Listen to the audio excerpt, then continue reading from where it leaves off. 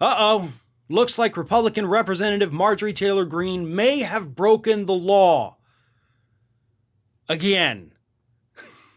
This latest round of potential law breaking came late last week when it was reported that Taylor Greene, all the way back in December, had actually cut an ad for a super PAC.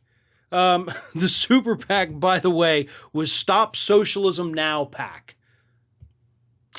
So she cut an ad for them that ran in the state of Georgia talking about the runoff races with Leffler and Purdue, where they both got their butts handed to them. But she was raising money. She appeared in the ad specifically raising money for the super PAC for these two races.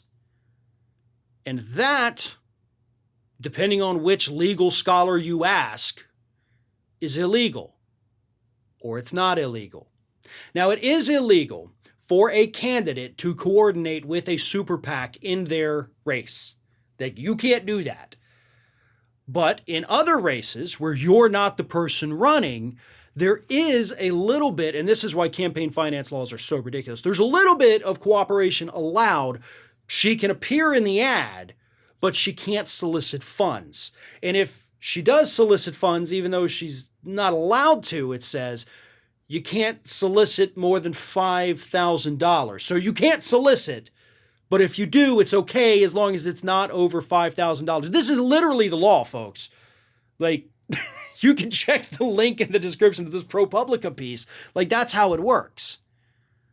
And, of course, Greene raised way more than $5,000 off these ads. And that's where legal scholars vary. They say, well, we don't know if it means $5,000 total or $5,000 from each individual.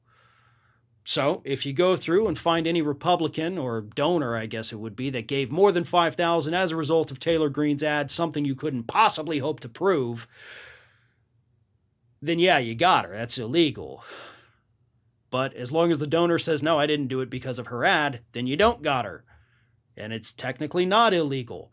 Because again, campaign finance laws are stupid in this country, thanks to the conservative Supreme Court in cases like Citizens United and McCutcheon, that allows these super PACs to basically do whatever the hell they want without any fear of repercussions. Now, of course, the Federal Elections Commission could look into this, but they're not.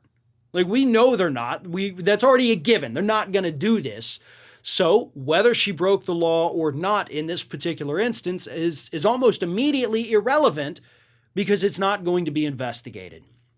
Now, I started this by saying she may have broken the law again. So what was the other time she broke the law? Well, for that one, you got to rewind the clock all the way back to actually just a week ago when it was revealed that her and her husband may have committed tax fraud in the state of Georgia by claiming homestead exemption on two separate properties that the couple owns. Now, not all states have homestead exemptions. I think most of them do. So if you're not familiar with that, you file homestead exemption for your residence. It reduces the taxes you have to pay. If you do it for a second residence, you lose it on the first one. If you try to do it on both, that's tax fraud. That's illegal. The documents clearly show they claimed it on two separate residences or two separate home properties, whatever it is. So that's pretty illegal right off the bat. So, even though with this super PAC thing, which again may or may not be illegal, it certainly looks like she violated campaign finance laws. Probably not going to be able to pop her on that. The other issue, the homestead exemption one, nobody's going to go to jail on that one. Probably pay some fines, some back taxes. I think it's upwards of like $12,000 total. So they're going to get popped on that. But don't be discouraged, right? Because here's the good thing about stupid criminals. They always give you a second chance. If you don't believe me, look at Matt Gaetz. Look at Donald Trump. Look at all these people from Trump world that Marjorie Taylor Greene desperately wants to be a part of.